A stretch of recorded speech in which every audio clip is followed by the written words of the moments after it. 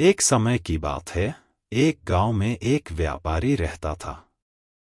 वह अपना पेट भरने के लिए गांव-गांव जाकर टोपियां बेचा करता था।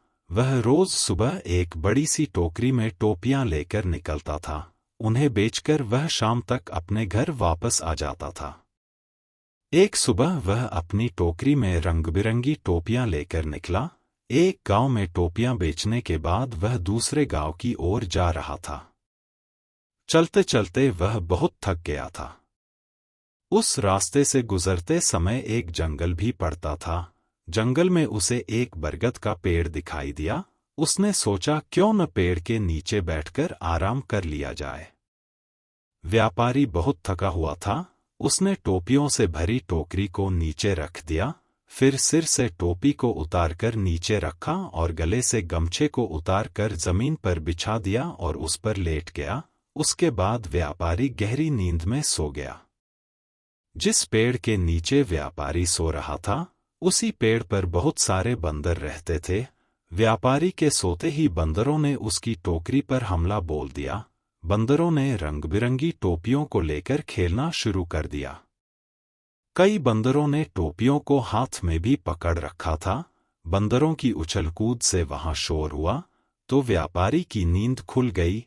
नींद खुलते ही व्यापारी के होश उड़ गए। उसकी टोकरी से सारी टोपियां गायब हो चुकी थीं।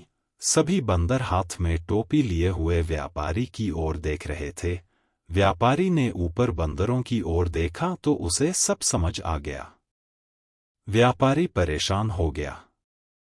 वह सोच में पड़ गया कि अब टोपियां न बेच पाने के कारण उसका कितना नुकसान हो जाएगा। यही सब सोचते हुए वह अपना सिर खुजाने लगा। उसे ऐसा करता देख बंदर भी अपना सिर खुजलाने लगे। व्यापारी को यह देख गुस्सा आ गया। उसने गुस्से में अपने सिर पर अपना हाथ तेजी से मारा।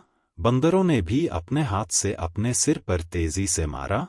बंदरों को ऐसा करता देखा व्यापारी को समझ आ गया कि बंदर उसकी नकल उतार रहे हैं। अब व्यापारी को एक तरकीब सूझी, जिससे वह अपनी टोपियां वापस ले सकता था।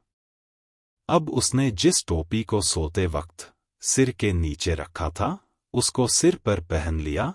बंदरों ने भी झट से हाथों में पकड़ी हुई टोपियां सिर पर पहन ली। अब व्यापारी ने सिर पर पहनी टोपी को जमीन पर फेंक दिया। बंदरों ने भी व्यापारी की नकल उतारते हुए अपने सिर पर पहनी हुई टोपियां जमीन पर फेंक दी। व्यापारी की तरकीब काम कर गई थी। उसने जल्दी जल्दी सारी टोपियां इकट्ठी की। टोकरी में सभी टोपियां को रखने के बाद व्यापारी वहां से तुरंत उन्हें बेचने के लिए दूसरे गांव की ओर चल दिया। कहानी से सीख। इस कहानी से हमें यह सीख मिलती है कि परिस्थिति चाहे जैसी भी हो, हमें घबराना नहीं चाहिए। हर हाल में हमें समझदारी से काम लेना चाहिए।